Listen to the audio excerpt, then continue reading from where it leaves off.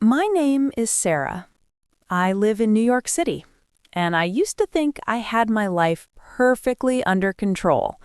I was a marketing manager at one of the biggest firms downtown. Long hours, endless meetings, and the constant buzz of ambition in the air. Every morning, I'd grab a coffee from the same corner cafe.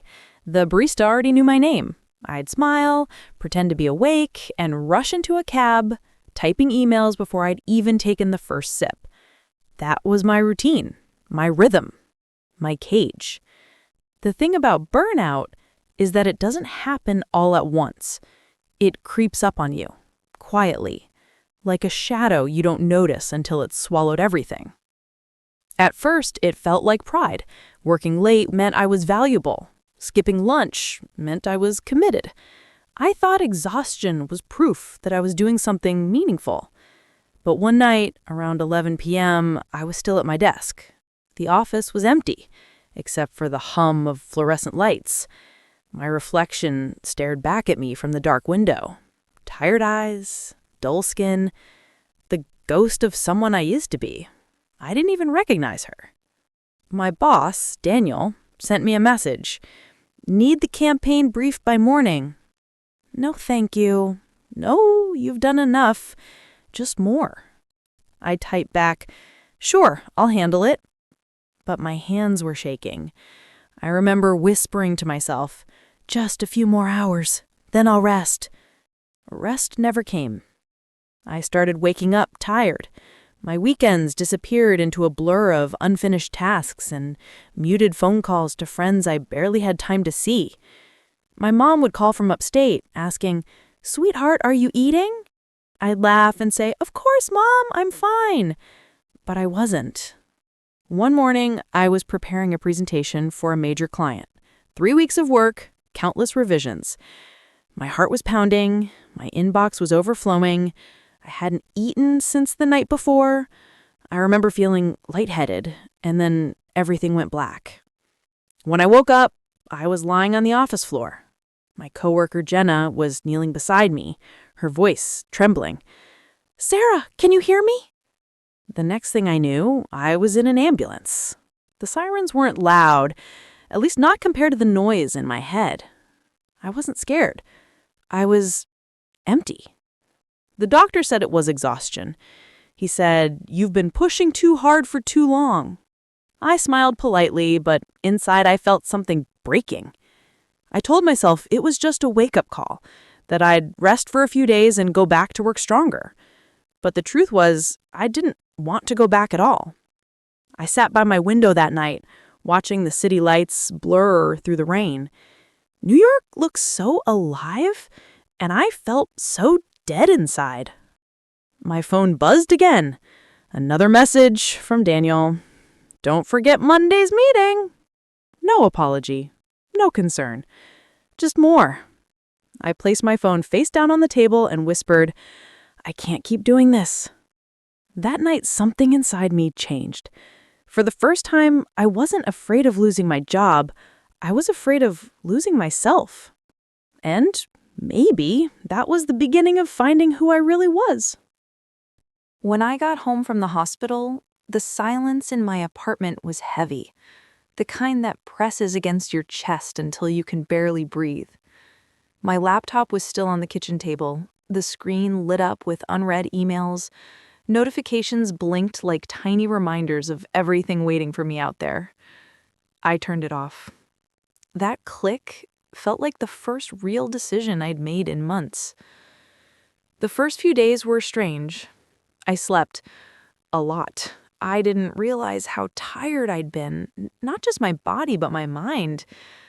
It felt like waking up after years of being half asleep. My mom came to stay with me for a week. She cooked soup, cleaned the kitchen, folded my laundry, all the small things that I'd stopped caring about. One night, she sat next to me on the couch and said quietly, "You don't look happy, sweetheart."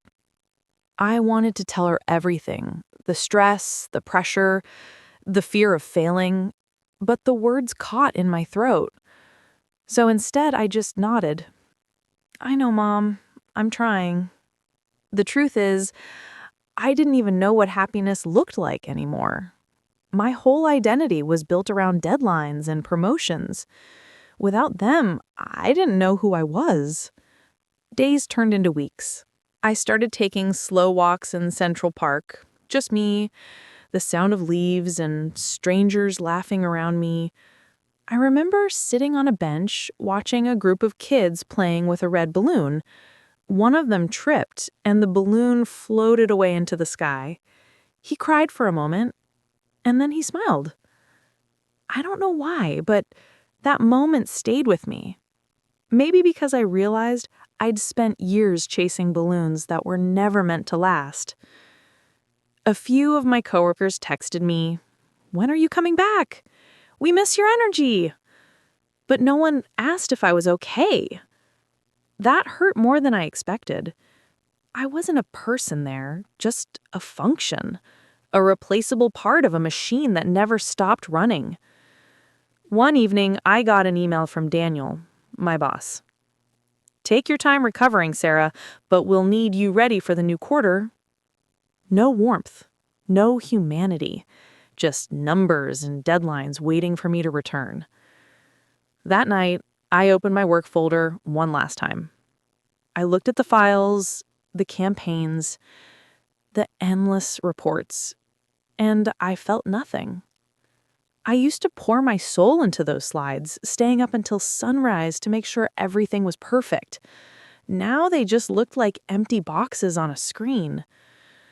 That's when it hit me.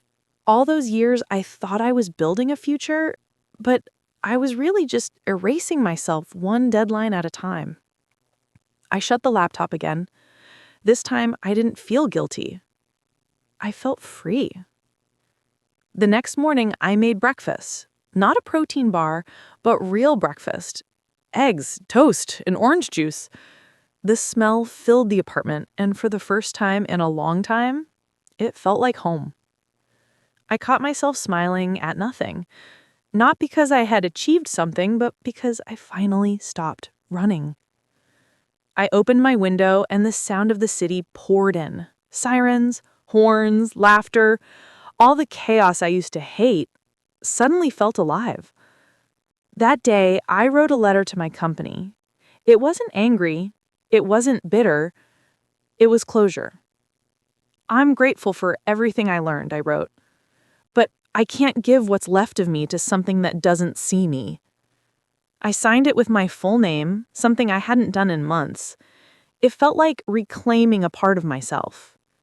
I sent the email, closed my laptop, and let out a breath I didn't know I'd been holding. For the first time in years, I wasn't scared of what would happen next. I was curious. That was the beginning of something I never thought I'd find again: peace. After I left my job, the first thing I noticed was time. How strange it felt to have it again. To wake up without panic. To breathe without guilt. The first few mornings were quiet. Too quiet. I didn't know what to do with myself. For years, I had been running, meetings, presentations, deadlines. And now, there was just silence. It scared me at first. But then, it started to feel like peace. I began small. A cup of coffee on the balcony, watching sunlight pour between the buildings, listening to the hum of the city, not as noise, but as a heartbeat. I started painting again, something I hadn't done since college. My hands felt awkward at first, but with every brushstroke, I felt lighter. There was no deadline, no target, just color and space and me. One afternoon, I bumped into an old coworker, Jenna, the same one who found me on the floor that night. She hugged me tight. "You look different," she said. I smiled. "I feel different." She told me the office hadn't changed much. Same chaos, same pressure. Daniel had already replaced me with someone new. I didn't feel anger, just distance. For the first time, I realized how small that world really was, how I had let it convince me that my worth depended on emails and slides. I wasn't angry at Daniel anymore, or the company. I was just done giving my peace away for free. A few weeks later, I took a short trip to the coast. Nothing fancy, just me and a small suitcase. I walked barefoot on the sand, the ocean cold around my ankles. The wind tangled my hair, and for the first time in years, I didn't try to fix it. I let it be messy. I let myself be messy. That night, I sat by the water with a journal. The same stars I used to ignore from my office window now felt impossibly close. I wrote one simple sentence. I forgive myself for breaking. And I meant it. Healing isn't loud. It's quiet and slow and sometimes lonely. It's waking up one day and realizing you didn't cry that morning. It's laughing again without forcing it. It's remembering who you were before the world told you to be more. A few months passed. I started doing freelance work, smaller projects, my own pace. I chose clients who respected my time, and I learned to say no without apologizing. It wasn't easy. There were moments I doubted myself, moments I missed the structure, the paycheck, the illusion of success. But those moments faded quicker each time. One afternoon, I got an email from a former intern. She wrote, "I heard what happened, and I just wanted to say thank you. You taught me to take breaks. I don't think I ever told you that." I stared at her message for a long time. Maybe all the pain wasn't for nothing. Maybe breaking down helped someone else stand a little taller. I closed my laptop, not from exhaustion this time, but from peace. I walked to my window, the same one where I once stared at the rain and felt nothing.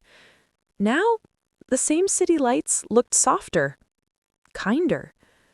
Maybe they hadn't changed. Maybe I had. I still work hard. I still care deeply. But now, I care for myself too. I don't know what the future holds, and for the first time, that doesn't scare me. Because I'm not chasing anything anymore. I'm just living. My name is Sarah. I live in New York. And I'm finally free.